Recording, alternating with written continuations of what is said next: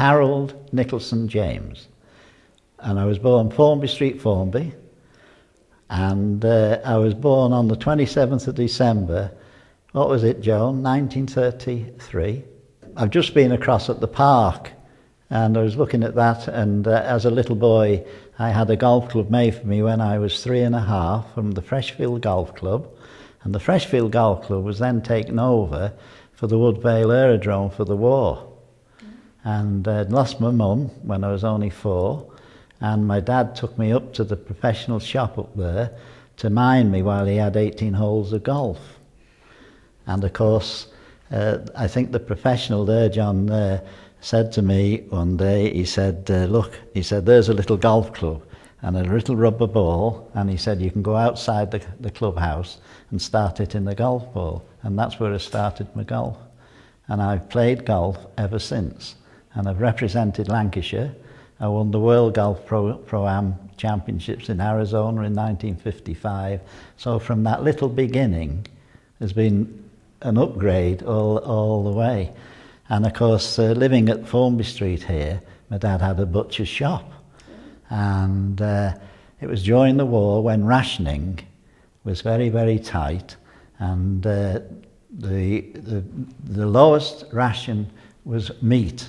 And all you had per person per week was 8 penny worth of fresh meat and 2 pence of corned beef. And that's what you had to live off.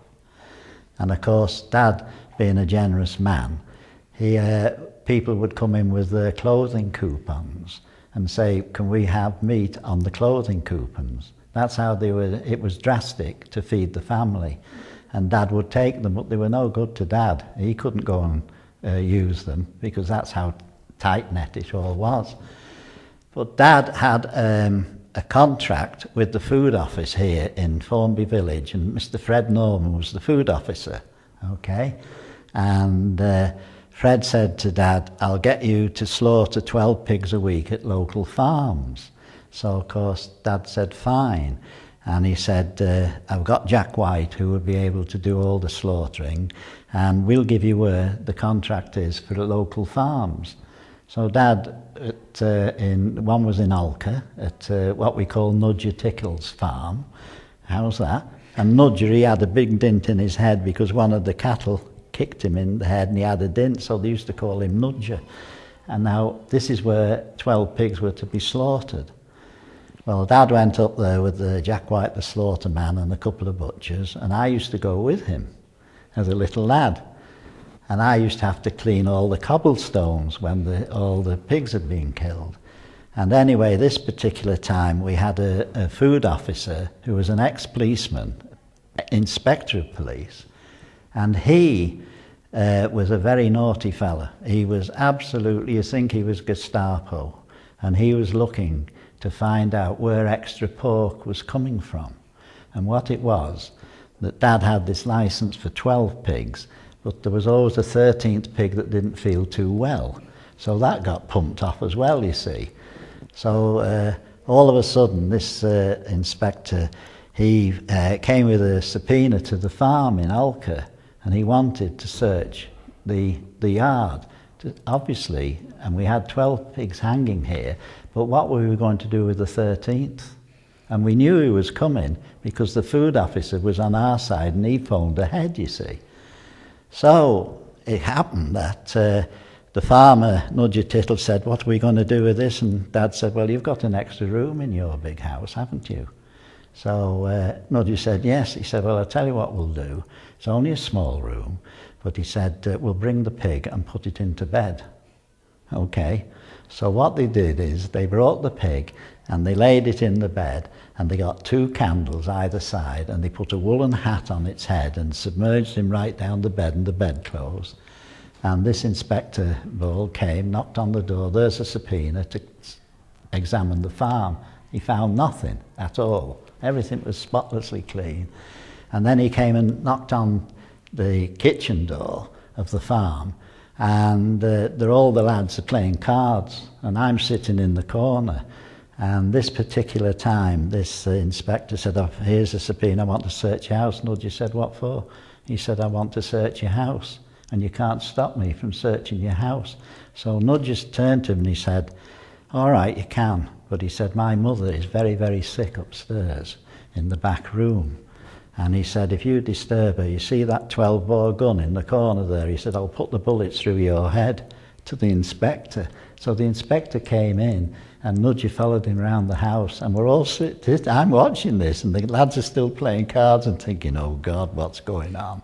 And of course, he looked over all the bedrooms, and then Nudgy said, that's where my mother is. And he just opened the door slightly and just put his head round and closed it again. He'd looked at the pig, but didn't know it was a pig.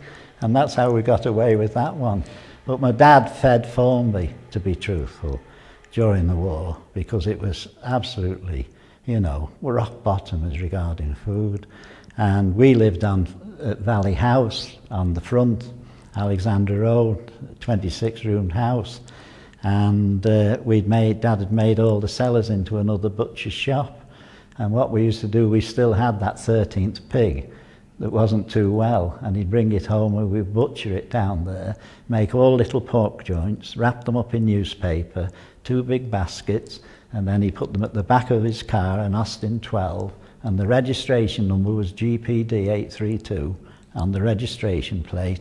And then he'd wake me up 12 o'clock at night, and I had to jump in, and then we would go round Formby, because in those days all the cars' headlights were blinkered, because they didn't have to have light shining at all.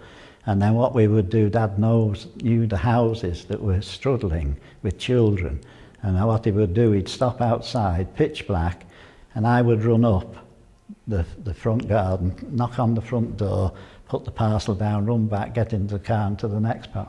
And Dad did that throughout the whole of the rationing, feeding Formby. So those are the nice stories that you could relate now. Now, Joan's got it in Formby Remembered, the book that she's written.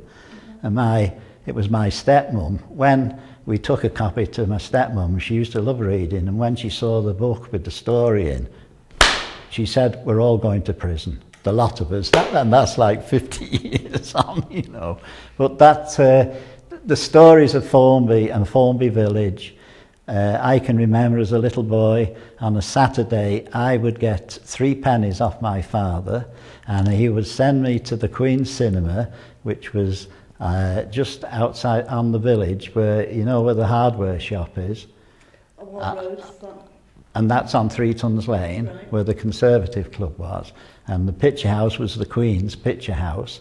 And for 3 pennies, I would stop at the Bomb shop on the corner of Elbow Lane and the village, Chapel Lane, and get myself a pennyworth of sweets and 2 pennies to go in and see one of the films, and all the kids are in there.